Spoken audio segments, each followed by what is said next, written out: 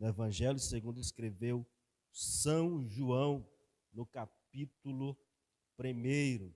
Vamos meditar aqui um pouco nessa palavra, irmãos, e já nós vamos estar orando e despedindo os irmãos em paz para os seus lares. Mas antes, vamos alimentar o nosso espírito com a palavra de Deus. Todos encontraram?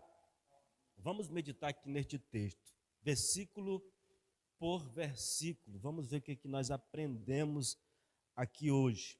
Comecei hoje à tarde a meditar neste texto.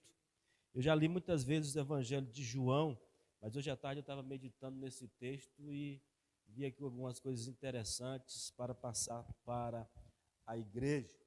Vamos lá.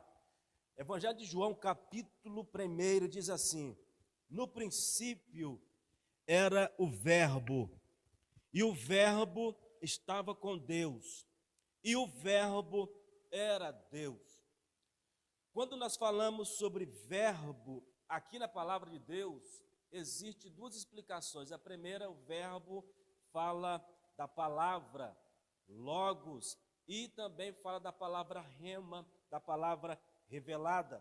Só que aqui no Evangelho de João, capítulo 1, o verbo está se referindo à palavra logos, que significa o Senhor Jesus Cristo. No princípio era o verbo, no princípio era Jesus, e o verbo estava com Deus, e Jesus estava com Deus, e o verbo, Cristo Logos, era Deus. Ele estava no princípio com Deus, Jesus. Todas as coisas foram feitas por intermédio dele, Jesus. E sem ele, Jesus, nada do que foi feito se fez. A vida estava nele, em Jesus. A vida era a luz dos homens. A luz resplandece nas trevas, e as trevas não prevaleceram contra a luz. O que nós podemos aprender aqui, irmãos? Que Jesus, desde o princípio, ele já estava com Deus. Ele era a palavra, ele era o verbo, ele estava com Deus, ele era Deus, ele estava no princípio. Todas as coisas foram feitas por intermédio dele, por ele e para ele. E sem ele, nada do que se fez poderia ter sido feito, porque foram feitas todas as coisas nele. A vida estava nele. A vida era a luz dos homens. Todas as vezes que a Bíblia fala sobre luz, está falando sobre entendimento. Ele era a luz dos homens. A luz resplandeceu nas trevas, e as trevas não prevaleceram contra a luz. Ou seja, as trevas não conseguiram compreender a luz.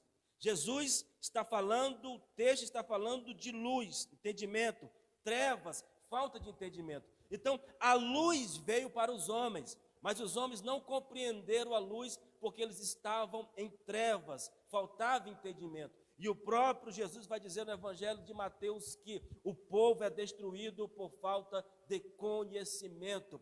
Quem não tem a palavra de Deus na sua vida está em trevas, anda como um cego, não conheceu a luz. Quando a Bíblia fala de luz, está falando de entendimento que a palavra de Deus traz na nossa vida. Está falando de esclarecimento que a palavra de Deus traz na nossa vida. Como eu falei no princípio, Jesus disse: conhecereis a verdade, e a verdade da palavra de Deus vos libertará. Quebrará essa prisão, tira o homem da escuridão, tira o homem das trevas, da ignorância espiritual. As pessoas hoje, elas erram, elas batem cabeça, elas tomam prejuízo por falta de entendimento, por falta da luz, por falta da palavra, por falta de Cristo. A luz veio para os homens, mas os homens não receberam a luz porque eles não compreenderam a luz. Até hoje existem muitas pessoas que estão dentro da igreja, mas até hoje elas nunca conseguiram compreender a luz. São pessoas que ainda estão nas trevas e precisam conhecer a luz, que é o Senhor Jesus Cristo, que traz esse entendimento ao coração do homem. Versículo 6. Houve um homem enviado por Deus, cujo nome era João Batista. Este veio como testemunha, para testificar a respeito da luz, a fim de que todos vierem a crer por intermédio dele, crer na luz. Ele não era luz. João, o evangelista João, ele faz questão de dizer que João Batista não era luz, que João Batista não era o Cristo, porque as pessoas estavam confundindo, achando que João Batista era o Cristo, o escolhido, o Messias, o ungido. E João, o evangelista, faz questão de dizer que João Batista não era luz. João Batista foi enviado para testificar acerca da luz. Versículo 9. A saber, a verdadeira luz, que vinda ao mundo, ilumina a todo homem. Aí João volta a falar sobre o verbo novamente. O verbo estava no mundo, e o mundo foi feito por intermédio dele, mas o mundo não o conheceu, o mundo não entendeu a luz, o mundo não entendeu o Senhor Jesus Cristo. Todo o povo judeu, eles esperavam o Messias, eles tinham consciência que o Messias viria, mas o Messias veio de uma forma que confundiu todo aquele povo, confundiu a expectativa daquele povo. Eles esperavam o Messias de uma forma, eles esperavam que o Messias ia agir de uma forma, eles pensavam que o Messias seria de uma forma, eles pensavam que o Messias ia agir de uma certa forma, e o Messias vem e confunde todo mundo. É por isso que eles não entenderam a luz, eles rejeitaram a luz, porque eles não conseguiram compreender a mensagem do Evangelho, a simplicidade do Evangelho. Ao mesmo tempo que Cristo era simples na sua maneira de falar, ao mesmo tempo que ele era simples na maneira de tratar as pessoas, humilde na maneira de tratar as pessoas, existia uma profundidade muito grande, que para o homem mergulhar nessa profundidade, que para o homem ter oxigênio suficiente para mergulhar na revelação da palavra, para mergulhar na revelação do Espírito Santo, ele precisa ter esse esclarecimento, ele precisa conhecer a luz. É por isso que muitas pessoas, até hoje, elas estão 20, 30 anos na igreja, elas nunca conseguiram completar a leitura bíblica da palavra de Deus, elas nunca conseguiram completar uma programação de leitura bíblica, elas começam, mas não terminam, elas começam, mas logo se enfadam, elas começam, mas determinada hora da leitura, as letras começam a se embaraçar, e logo eles deixam a Bíblia de lado. É porque eles estão lendo, mas eles não compreendem, eles estão lendo, mas eles não têm a compreensão daquilo que eles estão lendo. É porque falta a iluminação do Espírito Santo de Deus na nossa vida. E como ministro de Deus esta noite, eu ministro essa palavra sobre a tua vida, que haja luz sobre o teu entendimento, que haja luz sobre a tua vida. Você vai abrir a palavra de Deus e você vai mergulhar na revelação da palavra, você vai ler o que você está entendendo, porque Deus vai trazer iluminação na tua mente e no teu coração, em nome de Jesus. Ele veio para o que era seu, mas os seus não o receberam. Mas todos quanto o receberam, deu-lhes o poder de serem feitos filhos de Deus, a saber, aqueles que creem no seu nome. O povo de Deus, eles eram um povo exclusivo de Deus. Era o povo santo, era o povo separado. E muitos judeus, eles batiam no peito com orgulho, dizendo: eu sou descendente de Abraão, eu sou filho de Abraão, eu sou filho da promessa, eu pertenço a essa linhagem. Só que Jesus Cristo vai ter uma passagem, agora que eu não me recordo, que ele vai dizer assim: olha, até dessas pedras Deus pode suscitar filhos a Abraão. Então, quando no versículo de número 12, João está dizendo a todos aqueles que receberam, deu-lhes o poder de serem feitos filhos de Deus. Ou seja, não precisa necessariamente nascer numa família de judeu, não precisa necessariamente nascer lá na Terra Santa de Jerusalém, não precisa isso. Mas por que não precisa? Porque todo aquele que receber, que crê, eles serão feitos filhos de Deus. O que é necessário fazer para me tornar filho de Deus? Eu preciso ser da linhagem judaica? Não, eu preciso crer que ele é o Filho de Deus enviado, aí eu me torno filho de Deus também. Louvado seja Deus. É por isso que no versículo 13 ele vai dizer: os que não nasceram da carne, nem da vontade da carne, nem da vontade do homem, mas da vontade de Deus. Ou seja, aqueles que não precisaram nascer na linhagem judaica, que não precisaram ser descendente de Abraão, eles não precisaram disso, mas eles nasceram da vontade de Deus, porque eles receberam Jesus Cristo como Senhor e Salvador da sua vida. Versículo 14. E o Verbo se fez carne e habitou entre nós. Vimos a sua glória, como a glória do unigênito do Pai, cheio de graça e de verdade. Aqui que eu queria chegar para nós finalizarmos, eu trazer uma palavra aqui para os irmãos.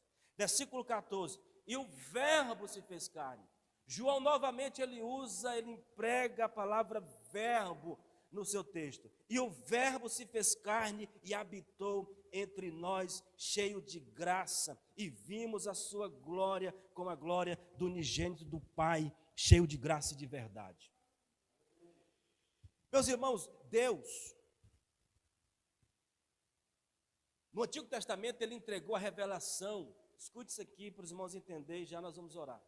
Deus, ele entregou a revelação para o povo judeu, uma revelação escrita em pedras, que ele entregou para Moisés lá no monte.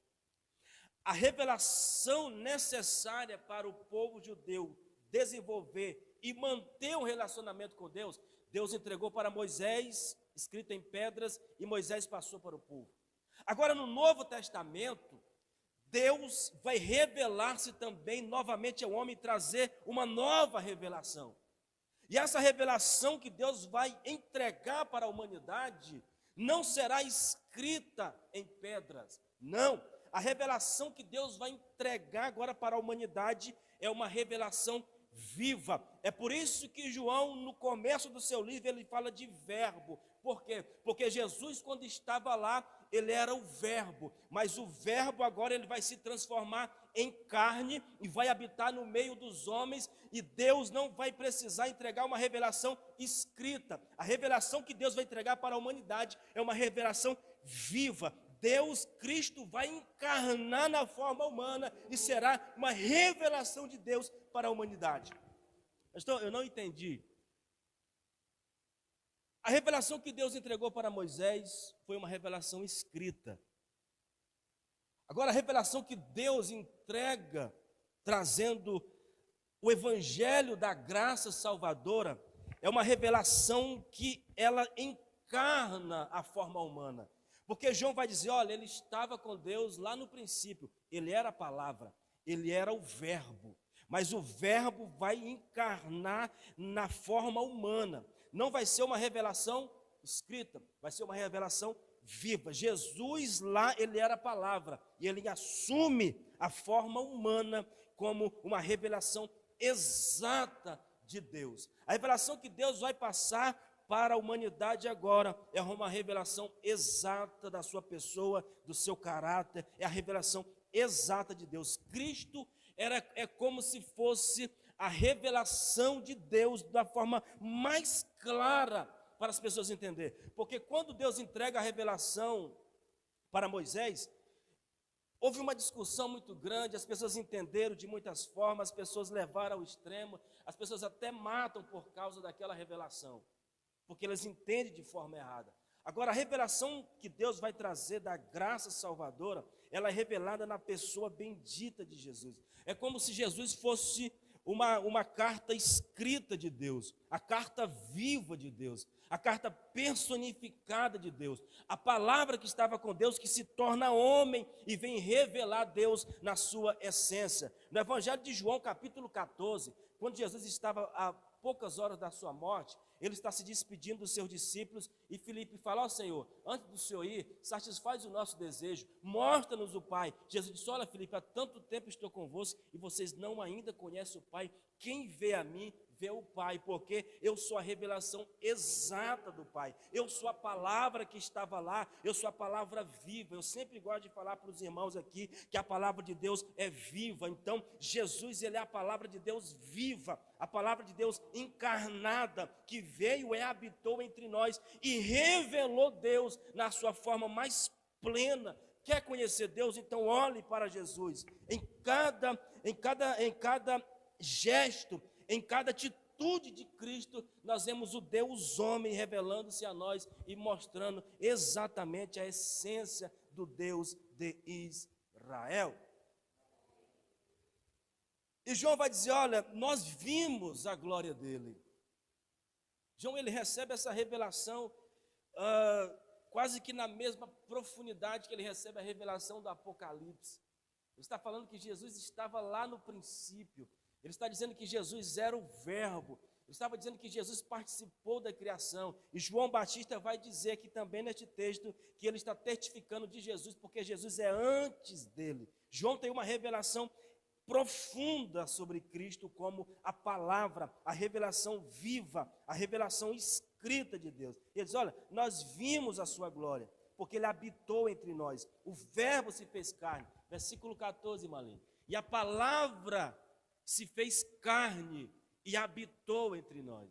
O verbo que estava lá no princípio, que tudo foi feito por ele, por meio dele, para ele. O verbo que estava lá no princípio, ele se fez carne, ele veio, habitou entre nós como a forma mais exata da revelação de Deus para a humanidade. Ele habitou entre nós, cheio de graça e de verdade. Jesus, ele sempre andou na verdade, ele sempre falou a verdade. O seu testemunho, a sua pregação era pautada na verdade, era sustentada pela verdade. Ele não tinha mentira com ele, não existia meia verdade com ele, não existia meio termo com ele. Jesus era da verdade, ele pregou a verdade, ele ensinou a verdade, ele é a própria verdade. O apóstolo Paulo dizia, meus irmãos, deixai a mentira de lado e falai somente a verdade. Existem muitos crentes que até hoje eles têm o hábito da mentira, eles gostam de contar uma mentira da mentira, e vamos falar somente a verdade, porque aqueles que amam e praticam a mentira são filhos do diabo, mas aqueles que amam e praticam a verdade, eles são filhos de Deus. Louvado seja Deus por isso. Vimos a sua glória, como a glória do unigênito do Pai. Malene, Lucas 9, versículo 28.